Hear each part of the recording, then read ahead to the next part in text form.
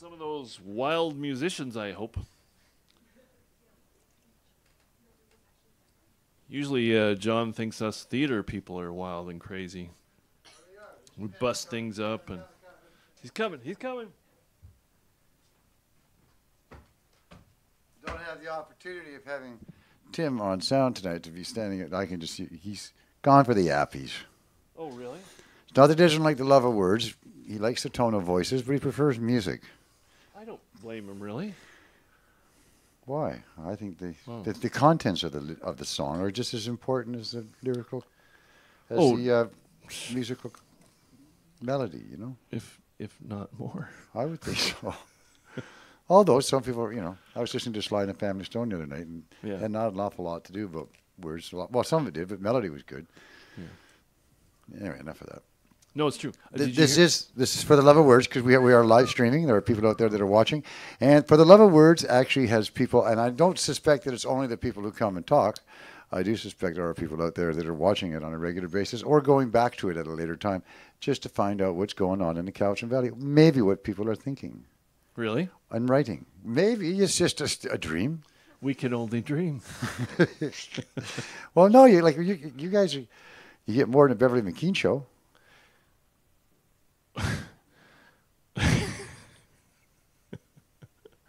I have nothing to say to that.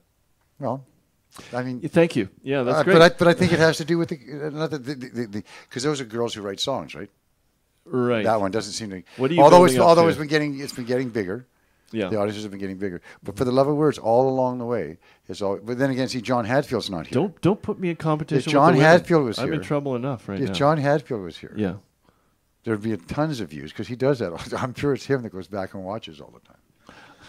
Keeps replaying. Because on open mic nights, whenever he's playing, there's usually a lot more hits after the fact, right? Well, that's how we. Well, that's what it's here for. If you're getting up tonight to talk, do get a chance to go back and find out what it is you're saying, what you're doing, how you present yourself. It's all part of the of entertainment of being able to be up here. Because tonight, as I understand, we have people who are doing slam poetry, right? The words, they're exciting, aren't they? You just throw them out there and they're exciting. Well, no, in that it's more of a. Some people read, some people perform those words. Really, I have the impression that slam poetry is more performance poetry than. Well, Madison will tell us better, but I definitely felt that the excitement of memorized piece being performed, and you're not allowed to use it's no props, no costumes, right? So you just in your street gear, but if you could portray something hip hop without the physically, emotionally, it's a performance for sure, isn't it? Yeah. That's what makes it exciting. It's the 3-minute thing, you got to be sharp, and it has a movement like a song, doesn't it? It has a build. The good ones all have a build and a point usually. It's good if you make a point, at least one. It's damned exciting, and this is thrilling that she's here. Not only that, she's going to be helping out this summer. That's what you told me, and now that I've met her, I'm okay with that. We're committing this. We're making sure that the world knows that she's going to be there. John has some great ideas. But no, it would be good because there's that sort of youth involvement that we're hoping that will start coming along, because it can't be just all the old guys saying words. Hey. That's right. The mature people. You're quite mature. That's old farts. No, it's very exciting. This is the best thing ever. Thank you for coming, Madison. Yeah. And your friend. Yeah. And Gemma, your mother. And Ellison. Gemma, Madison, Ellison. Right. So I'm trying to work on these things. Okay, good. Matter of fact, you're on work right now. Your job is you're on duty now. You're work. You're no longer a tow truck driver. Yay! My first free weekend. Yeah, I feel. Look at me. I'm just 100 pounds lighter. It's great. That's great. Wonderful. So we'll expect the words to be flowing tonight, ladies and gentlemen. Oh, yeah. The one and only, the great master. Anyway, Phil Levity. Or something. Just the guy who's been here for the 9.5 years. No, not quite. Settle down. I did get to go to, I'll do the lovely plug right away, because I got to go finally to Andrew and Rachel's event at the Café Lévis on 2 weeks ago. And it was really, really lovely. We sat in a circle, and everybody was kind of sharing their writings, and it was just a wonderful night. And I'm so proud of the thing that they've developed there. And you did say ongoing through the summer, Andrew? Yes. So always the second Tuesday at 7 p.m. Cafe La Vie is right at the corner of Canada Ave and Kenneth. I've only lived here 35 years. The one with the bookstore on it. Canada and Kenneth. And it's a lovely way to spend an evening as well. So, yeah, when I first, I was saying to Madison, I first saw slam poetry at the national championships. So that was a pretty brilliant way to be introduced to it. It was at the event center in Victoria, and I had friends there, and I was just blown away, really. It has that great format, so it's pretty concise, and it's competitive, but it's friendly. I mean, you get this vibe off all these writers from across Canada that they're supporting each other, and it's like a friendly competition too, but it's, everybody is supporting the best writing and the best performance of that writing, and it's bloody exciting. And there's great phenomena like what's that thing called that they do, the sacrificial poet, right? So they warm up the audience with the sacrificial poet, and if you're lucky, you're an up and comer, you could be a sacrificial poet. And do they do a vote on that one just to get the judges warmed up too? Right. Being the first one, yeah.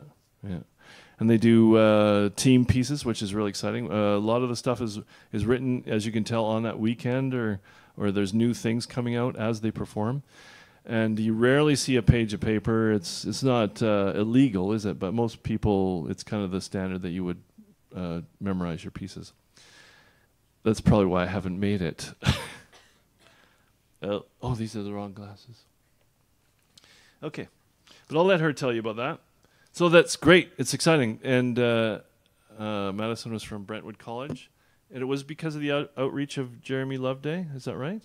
That Jeremy started a great program in Victoria in the high schools, and has done outreach, obviously, that worked in Brentwood Bay and anywhere else that you know up island. I'm not sure, but yeah, he really works in close collaboration with our head of English department. Right. So it takes some hip English teachers, is what you're saying. Yeah, so maybe we cow high, Kelsey, what are they doing? Sleeping at the wheel. All right. Okay. Yeah, Jesus. Hey, sorry, excuse me for swearing. Now that I'm not a tow truck driver anymore, I have not the same excuse to swear. The young girl, she walks inside the fence. The horses are warm and beckoning. She walks into that equine wonderland, into their mirrored eyes. They love her searching and her tender hand. The young girl, she reaches to their manes. Into her heart the wild wind blows from across Drumheller's plain. And into temptation they will fall, her throaty laugh a siren's call, to run and roll in the fields of green, St. Catherine. St. Catherine. The quarter horses up and leave the race. They take her great surprise. They're free to run in those wooded lands inside her hazel eyes. Temptation, temptation, stirs the artist's hand to paint the horse's journey there into that sweet domain. And into temptation they will fall, her throaty laugh, the siren's call, to run and roll in the fields of green, St. Catherine. St. Catherine. It's actually a song I wrote in 2010. And it was based on a true story. It was the song then doesn't really bear resemblance to the story because it was about a young 11-year-old girl, I guess in those days, much safer, and she would take the bus or however she got to the racetrack, and her parents let her go to the racetrack by herself. And apparently it was all okay. And she got a very close connection with the horses. So I just kind of imagine it from there.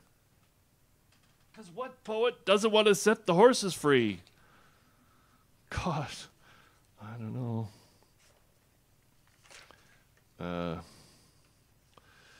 Okay, one more, and then we're going to move on now.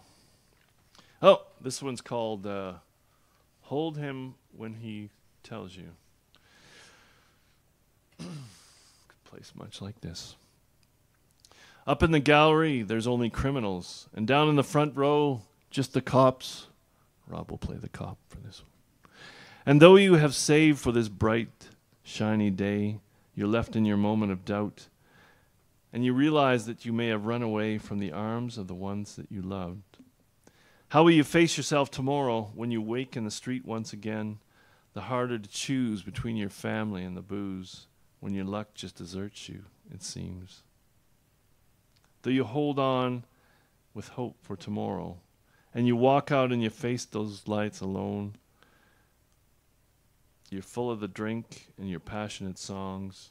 Yes, you've got your eye on the crown, to cover your head and to pay for your bed, to protect you and give you the key. But you live in a different story, and that's not the way your life goes. You get tossed in the shuffle, my friend, though you see a glimpse of the way, and you take quite a chance to find a new romance, and something that is better than gold. So hold him when he tells you the man that he once dreamed he was. Well, that's just crazy, isn't it? So yes, I promised David I would tell the story. I always find the trouble of bridging my worlds between, you know, man and artist and cross-dressing pantomime thespian. So I'm carrying around the DeWalt bag with my books in it because it feels better than the awful bags that I was using before. This bag holds a skill saw, as many of you know. And now that I've got the skill saw, I don't need the bag for that, so I can carry poems in it and feel more together in myself when I pull out those tools. I did, you'll be proud of me, I did finally come out to the folk community this summer, just today, by email. I sent in my biography, and after you've done it, you know, 15 years, you get a bit bored, so you want to send something spicy. Norm will understand this. So I sent in a picture of myself in cross-dressing mode as one of the ugly stepsisters, and explained that I'd had a very interesting year and now could be referred to as Little Joni, and only somewhat jokingly. I don't think I'll actually appear at the folk festival in a dress, but you never know. There's a lot of, I like the man, there's a lot of man fashion now where you can wear the sari or the skirt, and rightly so. I mean, pants. They're constrictive, right? The waist thing, belts. I wear a tool belt, that's functional. But pants, I don't know. So, Madison, would you like to come and share something with us? Yeah. Would you prefer to stand? No, sitting's fine. Sitting's good? Okay. Sitting is fantastic. Okay. Well, tell them a little bit about, I mean, I've sort of broached the idea, but... Okay, yes. So, for those of you who don't know me, I'm Madison. I was this year's slam poetry captain at my school, and I started slam poetry nights at the school that where we just have a bunch of volunteers. They come up, they speak. Slam poetry is just performed spoken word poetry. It's just a little bit more exciting. I have my phone to read. Usually it would probably be memorized. I wrote this a while ago. I don't really remember it. But one thing that we do in slam poetry is instead of clapping, we like snap. So if you like a poem, you like snap along. Other than that, it's basically just really enthusiastic poetry reading. So the one that I'm going to read is a love poem that I wrote about a guy that I liked about 5 months ago, but it's fine. It's good. Okay. Okay. This is a love poem. Though I do not believe I've ever been in love. I do believe love exists, however. Its biochemistry is straightforward enough, hormones and all that. I look at you and I believe in love because we voice opinions in solidarity, in joint approval of the loud emptiness without pause, to face honest, unrelenting face. Darling, I'm aware of my austerity, but please hear me out. Unreciprocated feelings are a reality I'm willing to face, but facing you, the emotion in your eyes contradicting mine, a semicolon becomes a question mark, but the answer's always yes, which leads me to think I still believe in love. It's hard in the world we live in, with silver-haired presenters reading off gray noise they call news, reading repercussions of our every word, the trivialization of the plight of multiple nations with appropriation at every turn. I know in this world that we live in, we cannot make light of these situations, and yet you are a light. You give me eyes in a blind world so that I am the only one who can see. You are like 3D glasses. I could still go to the movie without you, but it would be a blur. You make me believe in the wishes of the Woodstock generation, in the desire for harmonious collaboration. I know you've heard it all before. It was me who said it, who smothered you in plastic words transparent. Maybe I've been less than truthful, my silence dodging honesty as much as your refusal, and I know I have no right to speak this way, but please let me speak. Because I haven't in the past, and all those words hurt, silence kills, and let me just tell you that if the phrase "you can't buy love" is true, then I want nothing but cheap thrills. I want your presence to depend on mine, and I want to feel what it's like for mine to depend on yours, because when you're around, a summer rain pours, and the barren cracked ground that is desperate to feel the soft touch of each drop, with each torrential downpour, I have lost the words to love and to be loved, to care and to care for. I have lost the will to rant endlessly over broken bottles of cheap wine. Around you, I orbit a morbid silence, a satellite that will never reach Earth, a pair of glasses that will never be worn, a piece of news that will never be read. Around you, I silence my unrelenting soul for a wish, the simple wish that I could hear the melody in your voice. Believe me, I've never been in love, but you make me wish I had been. Thank you. Yeah.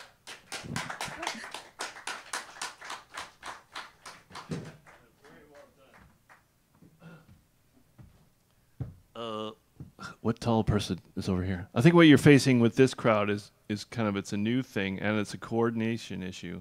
Once you reach 35, to snap your fingers and listen at the same time, very tricky. But that's great. Thank you. Thank you. I feel that we should also, it's like the Citizen, you know, if you post a letter from a very Christian guy about what rainbows are for, you should also post a letter from the opposing side, if it's an opposing side issue. So, you know, having brought us that excitement, I just feel that I should put in a plug for the Monotone Poets Society of Victoria. I don't know where they meet. I could care fucking less. There was a gal in here one night, and she said, "Thank God, this is so refreshing. I went out to a meeting of the Monotone Poets Society, and I just felt chained." I could completely understand what she meant by that. Anyway, there's a reason for everything. Cake. There's a reason for a cake, isn't there? David, I'm going to put you on next because having never read in front of my biologicals, you might want to get it over with. And then you can relax. My wonderful friend, Mr. David Bell.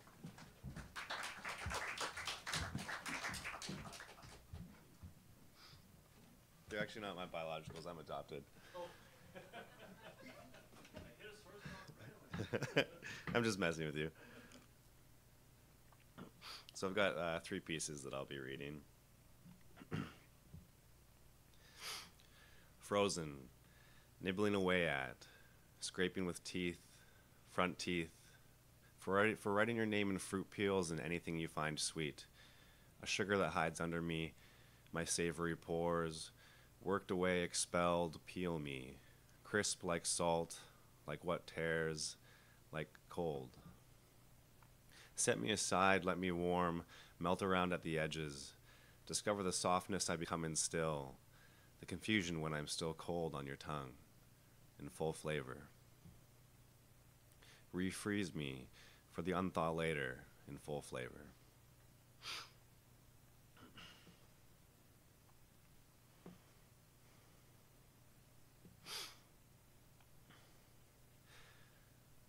Tuck me into your boots. Take me with you. parts hidden with what walks with you. Show off parts of me in grubby, scruffed, stuffed, crinkly cuff. Take me with you on a drive. To your work, I can play with you in leather private, bound and tight, black and lacy. I'll play in your odor, the kind that makes me feel pleasant and needed, all in anticipation for when you free me in bedrooms, unlaundered, how you like it, to last. And if you'll just excuse me while I find my last piece.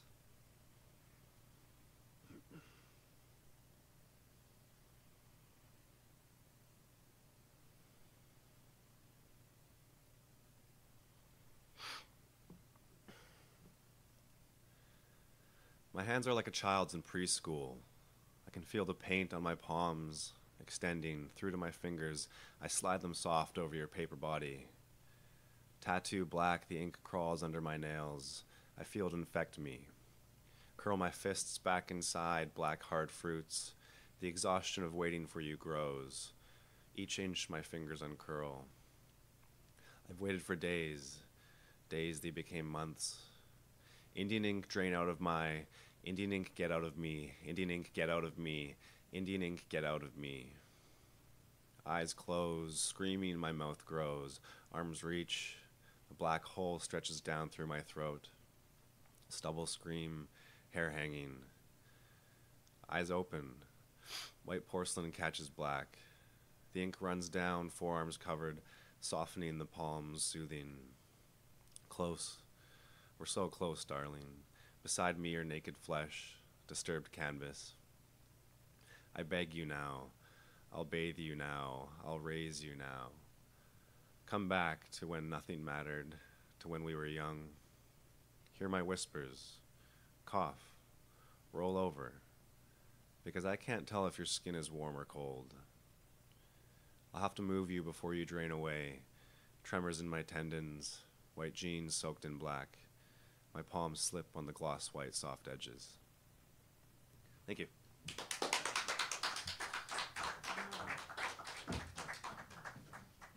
Thank you, David. Wonderful writing as usual. Well, it's a good thing that you bring us good news from the land of school. I've been a little afraid of school lately. I had lunch with my granddaughter again today. Or once a week we go out or whatever, hang out. And I'm just so deathly afraid that school will squeeze all that beautiful creativity out of her. It's maybe a ill-founded fear, I don't know. Mike, how you feeling? You chipper? You want to share with us?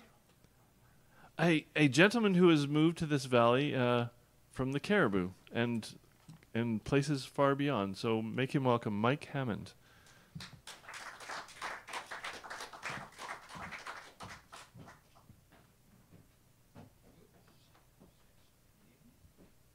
Good evening, everyone.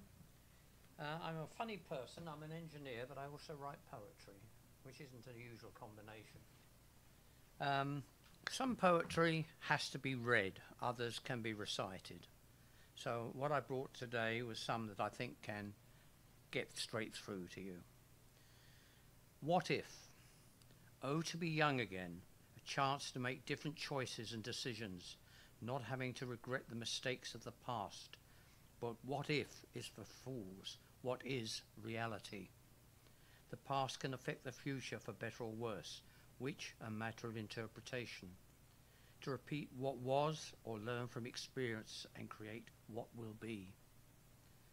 We can throw the bones of our past in the air like the soothsayers of old, letting them fall where they may, or place them carefully according to a pattern that seems ordered and pleasing to the mind.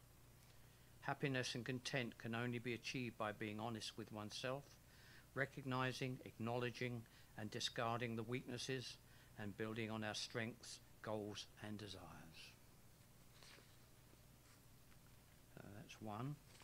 Now I've got one that's here that I'm not sure if it'll come across right, but I'll try it at any rate. Ignore the title, it's not what it sounds like. Sex and Sensibility. Sex without feeling is like the frosting on a cake. You can taste it, enjoy it, indulge in it, but without the variety and texture of the cake, it will quickly cloy the palate, dull the taste buds, and eventually upset the stomach. It is meant to be enjoyed in combination with the cake, the light, heady taste complementing and contrasting with the complex, more satisfying, deep taste and substance of the main ingredients. A combination of light and rich, simple and complex, makes for something that means overindulgence is impossible. Anyway, I'll leave it at 2 there. And unless anyone would like to hear any more. Have we got time for? Okay. Now this is one for the older people here, not that there's many of them here. What if? Oh no, I just did that one, idiot. I can't turn the pages quick. Yeah, the search. Many spend a lifetime in search of that elusive dream, the other halves of their emotional soul. Some happiness and content will come from the many things that make up our lives, but without that missing part, all is not complete. Life is like a boat, travelling the river of existence, constantly buffered by the back eddies of loneliness and battered by the rocks of disappointment. Looking for a companion, a partner, to share the wonders of one's journey, guiding through the rapids, helping to bail out your fears and worries, and wrap you in their arms in the calm waters at a journey's end. Anyway, I'll leave it at that, if that's okay.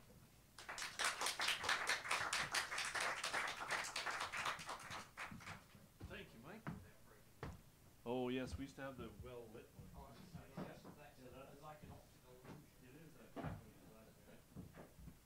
We missed the Fred Astaire stairs. Oh, sorry.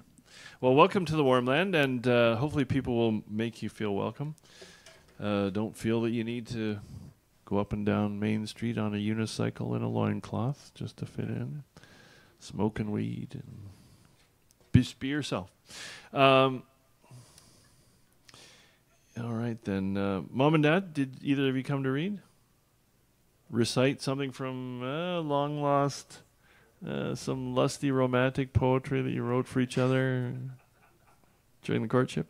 Anyway, just work up to that later. And Normie, one of my favorite rock stars in the Valley, Norm Thorne, has brought something to read. Has 2 good books in his hand, in fact. 2 tomes. You do. Oh, you do. So I have a slight hitch in my gittle on. A switch on your what? A hitch in my gittle on. Yes, yes. Are you going to be all right with that? Soon I'm hoping to have a gallop to my stride. All right, here we go. So. You might want to exit that way. It's better. Yeah, I lit. might try that. Better Yeah. lit. So I brought a couple books here, which was perhaps courageous. I don't know. I'm personally not a poet, so I'm going to strive to meet your now lowered expectations. This book here, I'm going to. I just wanted to show this to you. Actually, it's called "Holy or the Broken," and it's basically a full book about a song called "Hallelujah" by Leonard Cohen. I bought and read this book back in Snowmageddon when we had snow day after day, and I guess it's what I did when there was snow on the ground. And the reason I wanted to show this to you was because there are certain songs that are truly remarkable and I would say near perfection, the recordings. And the Hallelujah version by Jeff Buckley. You should really check it out. It's something that after you hear it, you'll just go, wow. It's really amazing. So, I'm going to lend it to Bill. I'll put my name in it. I'll probably never see it again. Yeah, 'cause he's a thief. Yeah. But a poetic thief. So, after bringing that, I was kind of encouraged to go into my son's spare bedroom. I guess he has several bedrooms because he leaves his stuff everywhere, so they become his bedrooms.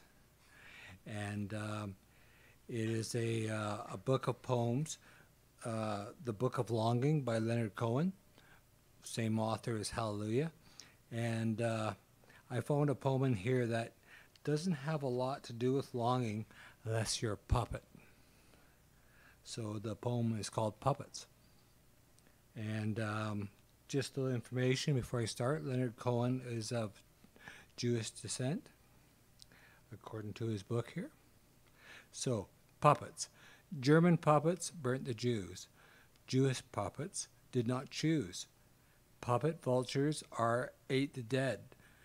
Puppets' corpses, they are fed. Puppet winds and puppet waves, puppet sailors in their graves. Puppet flower, puppet stem, puppet time dismantles them. Puppet me and puppet you, puppet German, puppet Jew. Puppet presidents command puppet troops to burn the land. Puppet fire, puppet flames, feed on all the puppet names.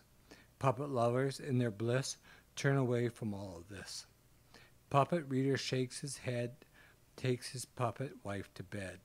Puppet night comes down to say the epilogue to Puppet Day.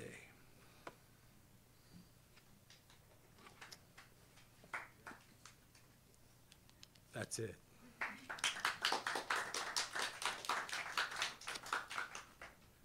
Other than there's poetry rumored to be at the C'est La Vie next Tuesday, Bill?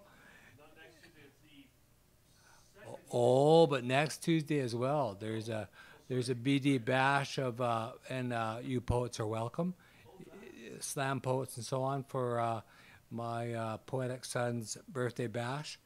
There would be. Well, yeah, we got to fill some seats, so I figure we could take, pretty well anybody off the street and what have you that can read a poem or play an instrument. Just might make it in the door, yeah.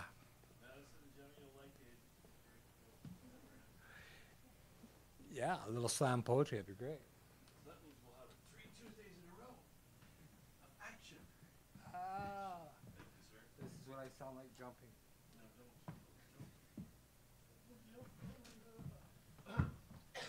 Yes, that book has graced the. I used to read from that a lot in the early days, didn't I, Rob? Book of Longing. And who else did we have a lot? We have a lot of Brodigan. Was a fellow who used to come out. Do people know Richard Brodigan? What? You call yourselves poets. You don't know who Richard Brodigan is? That's disgusting. Rob, you know who Richard Brodigan is? I guess we're getting old, aren't we? Yep. Who are the new titans? So this young gentleman, this young whippersnapper, used to come out in the early days when we were over in that brick building, the garage. Maybe in the first 3 or 4 years, was it, Rob? Yeah, it was a while ago, and brought with him some very illuminating friends. And I'm glad that you're back. Did you bring something to share tonight? I didn't ask you. Oh, good. Mr. Rob Richards.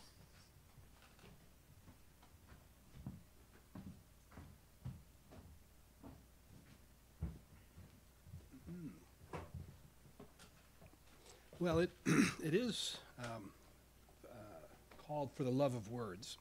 And usually I have stories and words, but I'm going to change the focus a little bit today. I'm going to speak about a little bit of the love of numbers. Numbers are something that I really like, and it's a different language, just like words are used. For instance, I took a bus just to take a bus so I could get a May the 4th bookmark for you Star Trek fans. So, like I said, love of words, but I'm going to do a little bit of love of numbers. So my birthday is June 9th, and June is the 6th month, and the 9, and if you take the 6 and the 9 and rotate them around, the same numbers. And my birth date is 1961. If you take 1961 and you rotate it 180 degrees, it is still 1961. It's the only year you can do that. You can do it with 1881, but I don't think anybody's alive from then. So 1969, flip it around, the same thing. So it's my birthday, so I'll talk a bit about birthdays, a bit about numbers, a bit about coincidences. One is, I'm going to read some stories, a couple stories from this that I got on my birthday, Michael J. Fox. So my family, it's a bit of a funny thing that both Michael J. Fox and I were born the exact same day, the exact same year, and in the exact same hospital. So, you know, the running joke of my family is we were swapped at birth, but maybe not. So,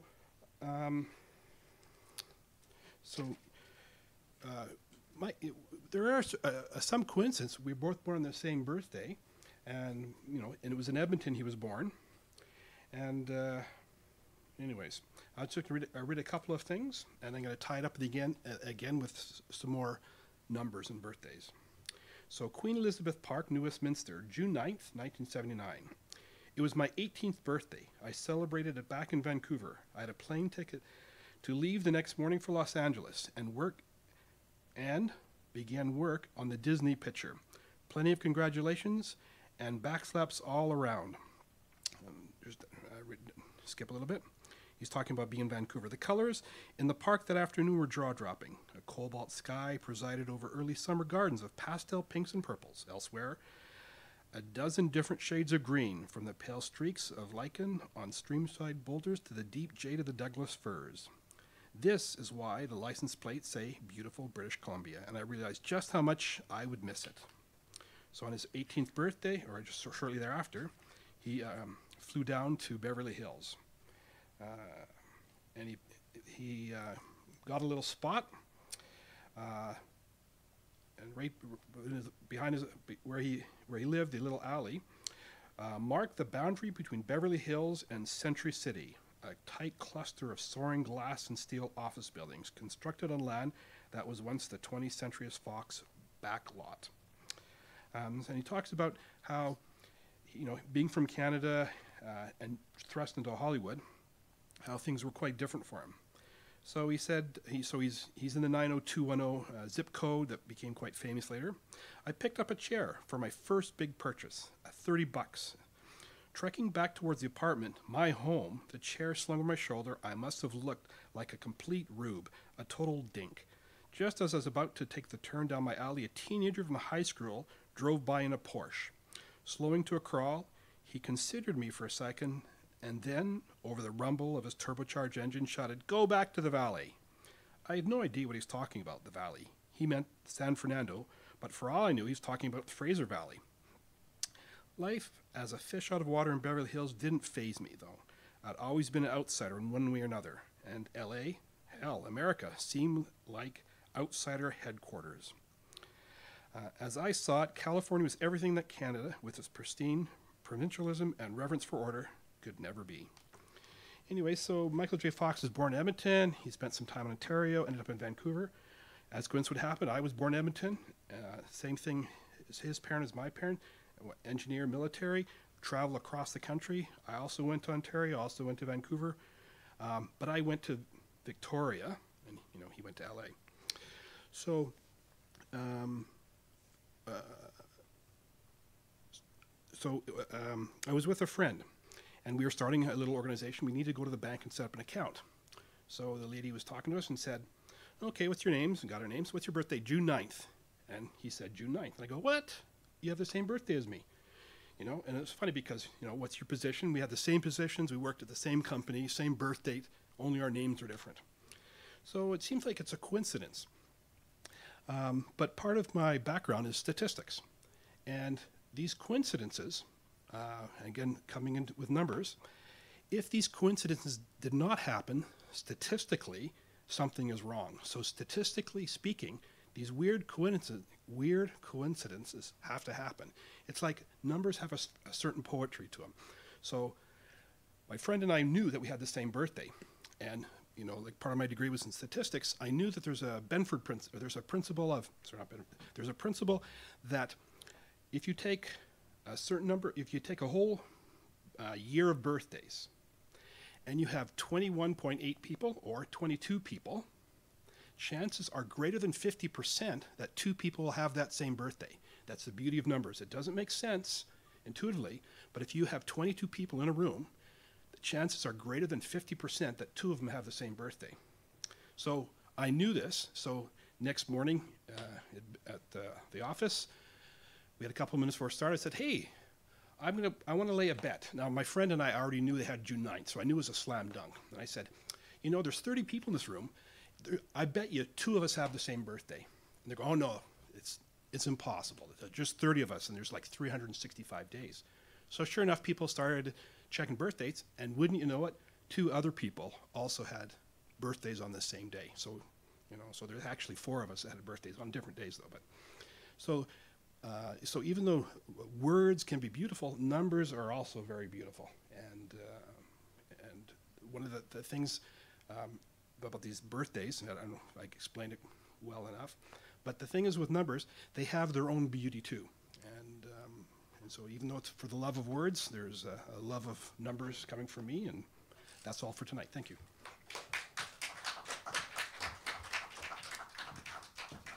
Very bizarre, though. Statistically, you wouldn't think that makes sense. But it's weird. Have you ever read any Lyle Watson? He has a great book on numbers and crowds and how those things work. He's a biologist, but also kind of a environmentalist and peopleist, and you'd probably like that book if I can remember. Just looking him up, you'll find the one I'm meaning. But Lyle Watson. All right, we're really getting down to it now. Oh, who's sitting beside you there, Norm? He looks, yeah. Tyus? Nice. No, good that you guys met. Tyus, did you come to read? Right on. Okay. Well, why don't you come up? Because I'm, torturing Andrew by saving him. But, and who else do we have? Tyus, we have Andrew. Mary's thinking about it. She's, don't mess with me, Bill. Gemma, you going to read? Oh, great. Okay, Tyus, come on up, and then we'll get Gemma and Andrew and whoever else. Welcome. Your first time. Yeah, my first time here. Good to meet you. Bill Evany. Tyus. I would shake your That's okay. hand with my right hand, but I'm using it as bookmark. Hi. I apologize for all of the secondhand embarrassment you are about to feel because of how edgy some of these poems get. I keep a whetstone at home for honing my edge. You're bad people if you laughed at that. Oh, it's so edgy.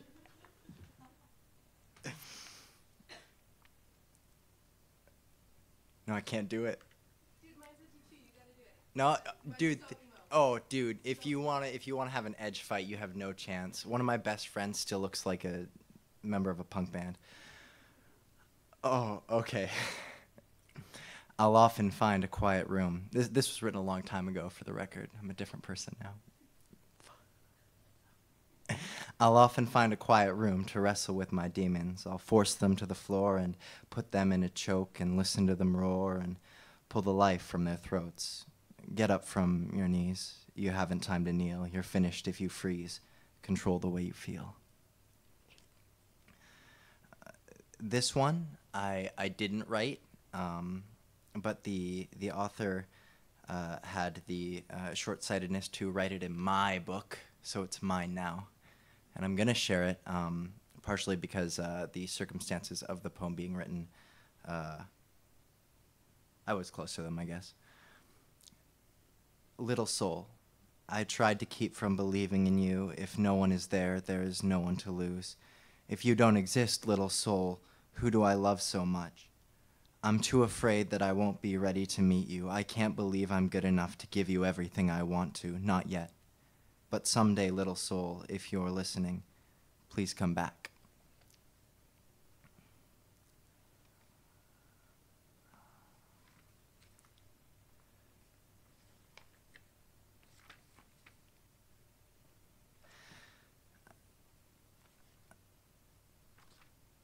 Yeah.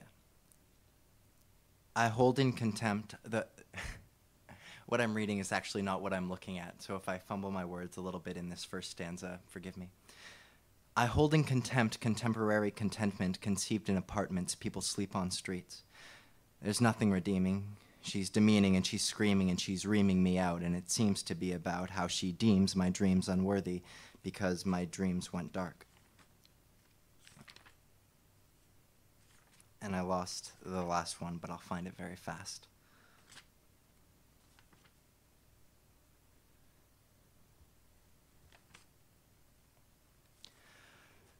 O great serpents of smoke, grant me imagination and insight, grant me experience and existence. O serpents, O spectral serpents, grant me animation, grant me contribution, grant me great creation, grant me elocution, grant emancipation, grant electrocution. Move me in a natural way. Let me compel and be compelled. Give me the sun's warmth and satisfaction and joy. Move me in ways fulfilling, you creeping ethereal creatures who devour my every verbalized thought and consume the emotions of all those around me. Give me the slightest bit in exchange beyond the maze where I remain. I am amazed how you restrain me with your endless coils of hunger and doubt. Second guess how I'm feeling about everything, you creeping worms. Laze your way into it with laser precision, in love with distraction, you make your incision, get dolled up for death and pay care on your pittance, and hope you don't drown in the sticks.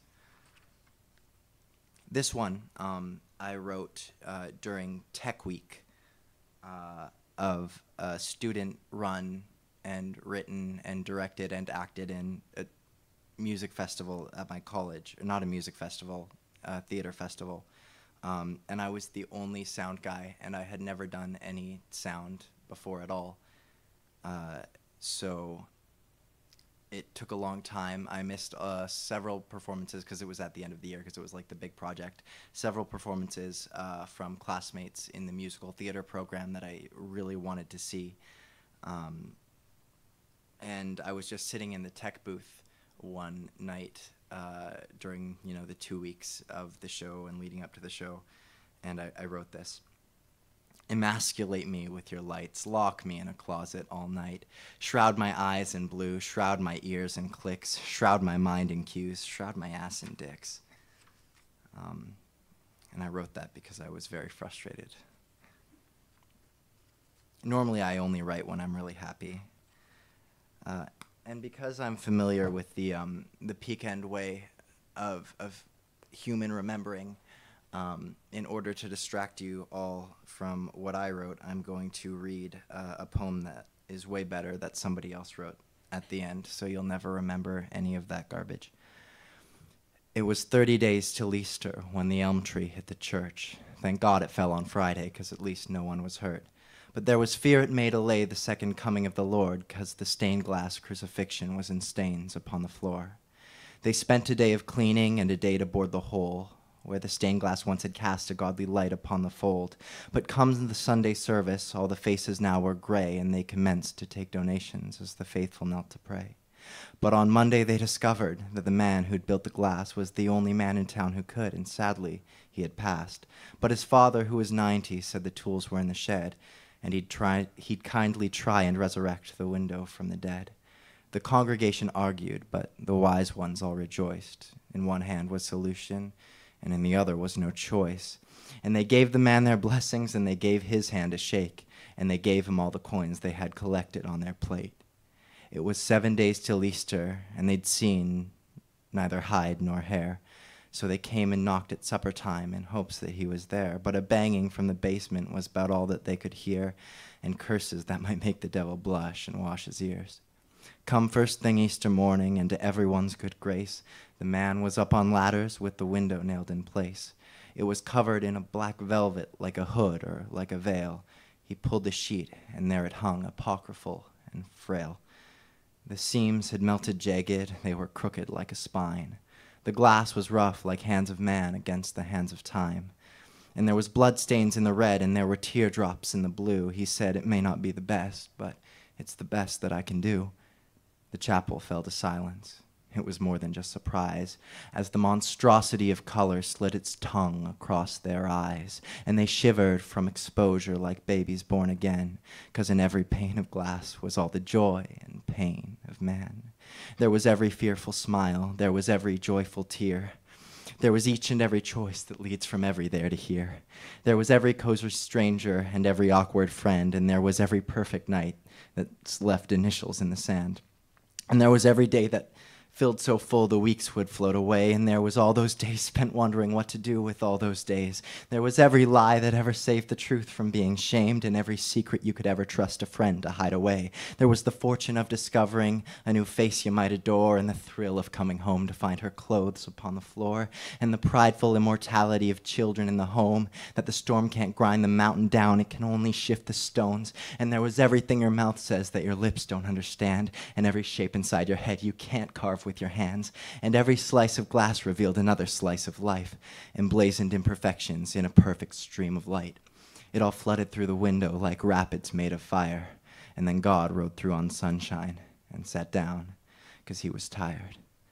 As the thunder and the hardwood settled back into its place, God removed his veil, and there were scars across his face.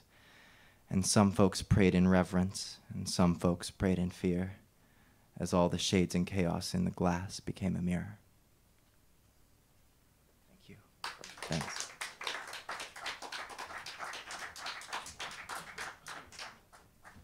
Wow, thank you.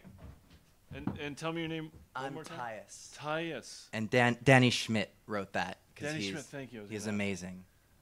Danny Schmidt. Why do we know that name? Who is Danny Schmidt? Danny Schmidt and what's his gal's name?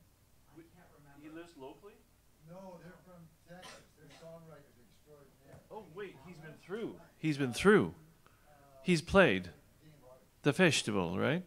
No, he was going to be really playing. Not just yours. He's played at the folk festival before. Played the folk festival? He has, yes. That's good writer, eh? Who's he with? Jim's You're asking the wrong guy. great writer. Yes, great writer. Oh, was he? Yeah. Okay. I believe you. Bye. Back to your station. What are you doing back there? You playing with knobs? Okay. The proprietor. Don't bug him. Gemma. Da, da, da, da. What's your last name, Gemma? Else? E-L-S. The word. Like the word. Oh, that leaves a bit of a mystery behind, doesn't it? So I like to speak a lot, but I don't write poetry or anything like that. So I'm going to be reading a poem called Wolf Lake by Elizabeth Bakinski. And I'm also not used to speaking in a microphone, so this is going to be interesting. It was down that road he brought me, still in the trunk of his car. I won't say it felt right, but it did feel expected. The way you know your blood can spring like a hydrant. That summer, the horseflies were murder in the valley. I'd come home to visit the family, a week of free food, hooked up with a guy I'd known when I was a kid, and things went bad. When he cut me, I remember looking down, my blood surprising as paper snakes leaping from a tin. He danced me around his basement apartment, dumped me on the Chesterfield, sat down beside me, and lit a smoke. He seemed a black bear in the gloam, shoulders rounded under clothes, so I tried to remember everything I knew about black bears. Whistle while you walk. Carry bells. If you don't bother them, they won't bother you. Play dead. Everything slowed. I'll tell you a secret. It's hard to kill a girl. You've got to cut her bad, and you've got to cut her right, and the boy had done neither. I lay very still while he smoked beside me. This boy I'd camped with every summer since we were 12. The lake so quiet you could hear the sound of a heron skim the water at dusk, or the sound of a boy's breathing. I came to in the trunk of his car, gravel kicked up against the frame, dust coming in through the cracks. It was dark. I was thirsty. I couldn't move my hands or legs. The pain was still around. I think I was tied. We drove for a long time before the Chrysler finally slowed, then stopped. Sound of gravel crunching under tires. I could smell the lake, a place where as kids we'd come to swim and known we'd never be seen.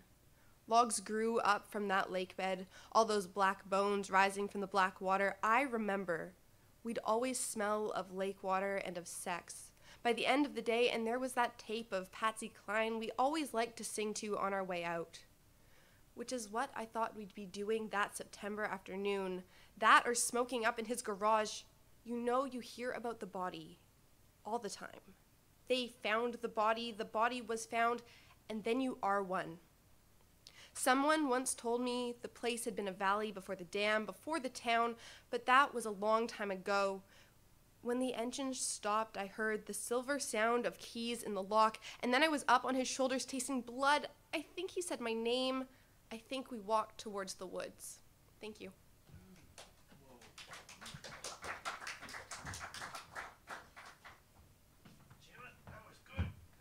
Who's the author again? It is just a sec, let me check. Oh. I don't know off the top of my head. It is Elizabeth Baczynski. Elizabeth Baczynski. Are you sure it's a K? I'm willing to bet you a toonie. That's a sh. All right, sure. But I don't know how we solve the bet. How do you do that? You go online in this day and age? Siri, let's ask Siri. She's a really good pronouncer. Thank you very much. You are good. I see you like to speak. What other kinds of speaking do you do? I do debate a lot. I've given a TEDx talk. I do a lot of that wow. kind of speaking, speech Yeah. speaking. I don't write poetry. That's cool, though. Well, speeching is poetic, isn't it? I think so, somewhat. Oh, it's damn fine. And you are still in the Institution of Higher Learning, or were you? Nice, just this year. Ah, good. So who's your favorite teacher down there? I have to say Mr. Luna, my art teacher. He's Yeah. taught me studio art. Nice. And he's a poet. Yeah. He's a published poet. Yeah, he's got a book. Oh, don't bring that up. We don't want to hear about that. Published poet. You had to go and ruin it, didn't you? Sorry, I'm just kidding. Inside joke. That's great. Yeah, I had a great couple of very influential theater arts teachers too, and the people that are really good stick with you for a long time, and then when you go to make your own choices, they come back to you, and especially the really drunken poetic English teacher that I had who used to. Oh, she's like, yeah, that's sort of like being drunk in a different way, isn't it? Yeah. This lady would corner the young men in the hallways, and it was an old school brick, so the doorways were deep, enough for two bodies to, and if you were pinned against the door, it was quite uncomfortable. But she was a lovely lady, really. And I never forgot that, I'll tell you. All right. Now, here's a young man I would like to one day call friend. I don't make friends easily. I know I seem gregarious, but I'm a little shy. Norm made a friend of me. He'd keep coming to my place with coffee, and I didn't have the heart to throw him out. It's very hard. I don't know if any of you are like that, where it's somebody's coming down your driveway and you go into this kind of a, I could stand in front of 10,000 people and speak, but if somebody comes in my driveway, yeah, it's very weird, isn't it? Yeah. But this young fellow, he's a lovely man, and yes, I hope if you love to read too, that you'll go out to his event at the Café La Vie on the second Tuesday of the month at 7 p.m. Canada Ave and Kenneth. Mr. Andrew French. Recently been to Tofino, by the way, full of romance. That was really great. I'm just so envious because I want to go back to Tofino. It's been about a year.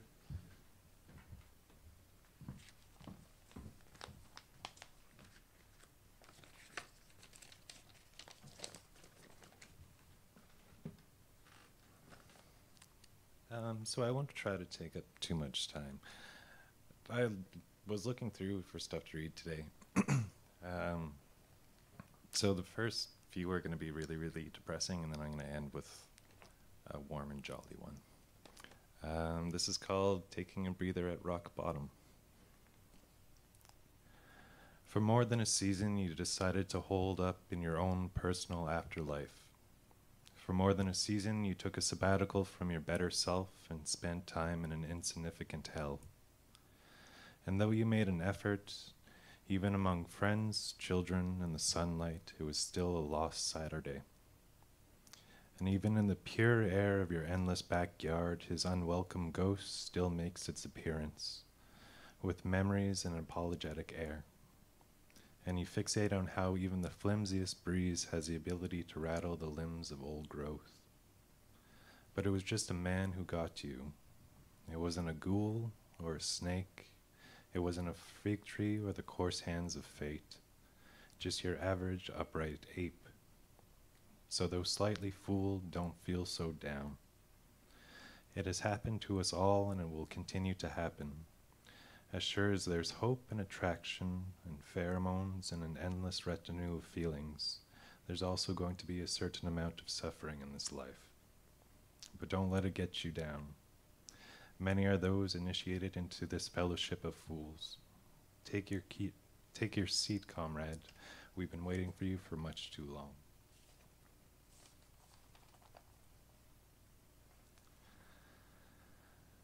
Though no one could understand, she did the long grieving hustle, an intermediate two-step, best set to minor chords, and in her dancing there was a cascade of emotion, sweat, and serenity.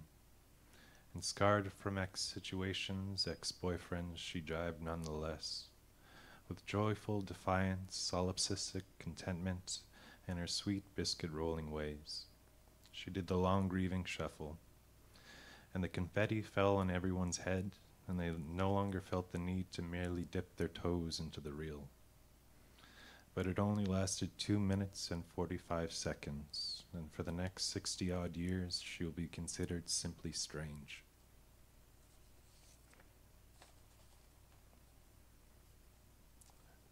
This one is called You're Kind. It's kind of about saints. I have a thing about saints. They're interesting. The one, I mentioned 2 saints, but Cressida, the Astonishing, what she did is she had it's in here, so, but she used to fly up into Belfry when she smelled people's sin. All right. Back in the day, Your Kind was canonized. Christina had a nose for human sin and took off into the belfry whenever the stench became too intolerable. Catherine starved herself, saved the occasional cup of pus, and married a world redeemer in his infancy. The rest just took an extended stay on the ship of fools.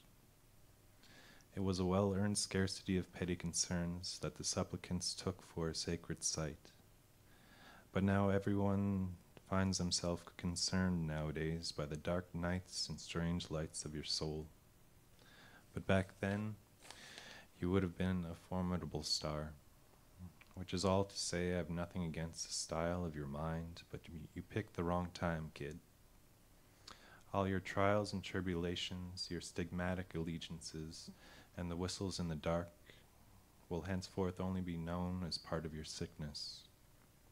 You might have the right mind, but as a sympathizer, I'm inclined to think that you've picked the most god-awful time. And in the end, time will always trump you.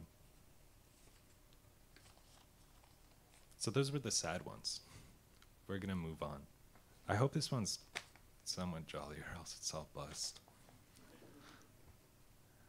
From his expression, the singer was harping on heartstrong sentiments over clever hooks.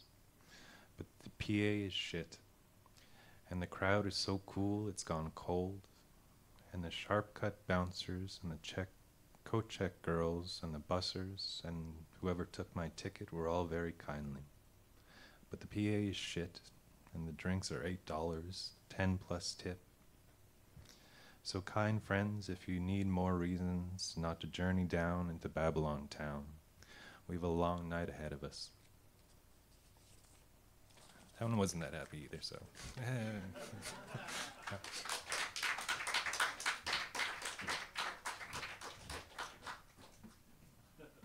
Thank you, Andrew.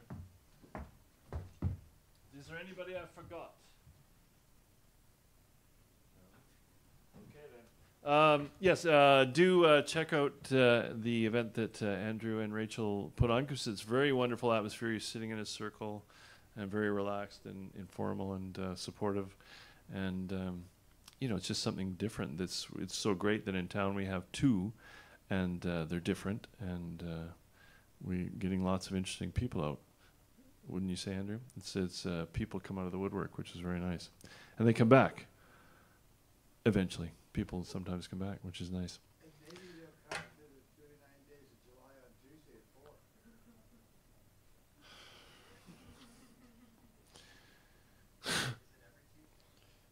Every frickin' Tuesday at 4 p.m. Bill's in love with this spot, as you can tell. Oh, did I? Let's do it on mic again, Andrew. What was your answer? You said it might be hard to commit. I'm trying to find co-hosts, so you're going to be helpful. You want to be a co-host? Okay, one. Or you are the host, even though I might be there. So yeah, I mean it's an odd but wonderful slot.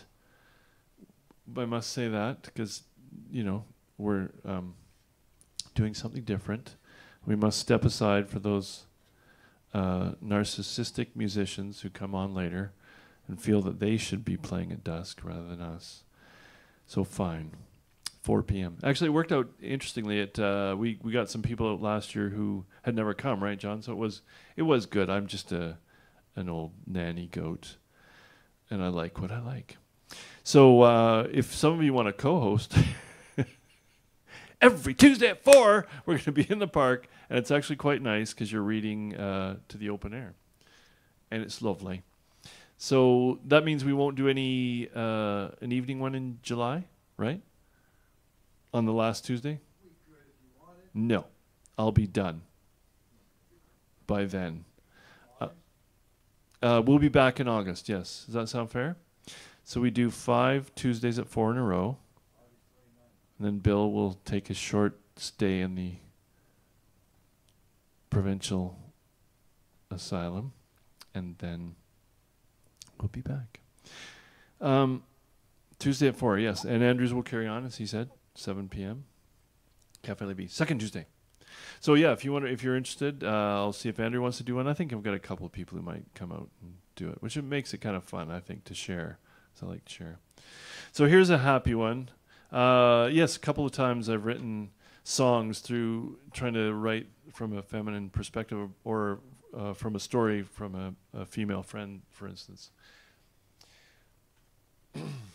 From the sun-filtered corners of my memory, dusty and forgotten for a time, laying fallow from the start for the renewal of your heart, those whispered promises and those crazy fairy tales, and I run down to swirl my hands in the water where I once played as a child. I lay my dress down and I run into the water to remember those dreamings as a child. From the frog and turtle ponds to the sparkling riverside, I was as golden as a girl could be.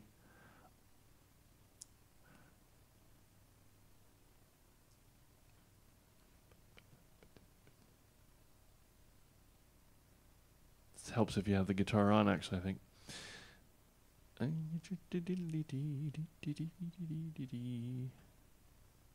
Something about playing games. Shoot the stars out if I took aim. I was young and wild and free. And I run down to swirl my hands in the water where I once played as a child. I lay my dress down and I run into the water to remember my dreaming as a child.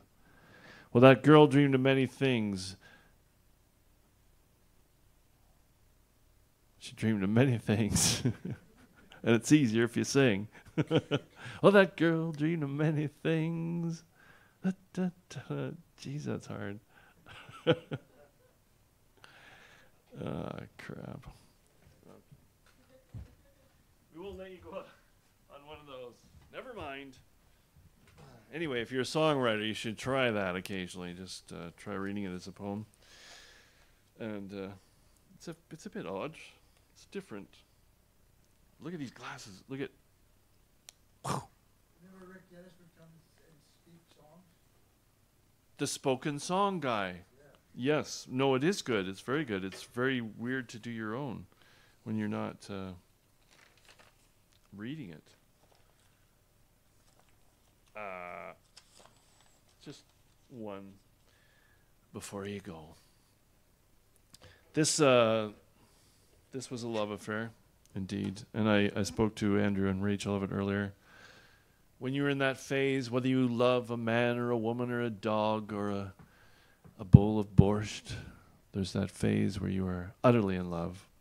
and can see nothing else. And it's a brilliant time. And the people around you develop toothaches and sad grins and happy smiles. But you don't care because you're frickin' in love. So I just teasing you. Anyway, this song came out of that. It's called The Silver Eyes of Summer. Oh, that our love could be like an opera without the killing. Like a sweet country song without the heartache. Like James Dean Cool without the crash. Like the low belly rumble of Johnny Cash.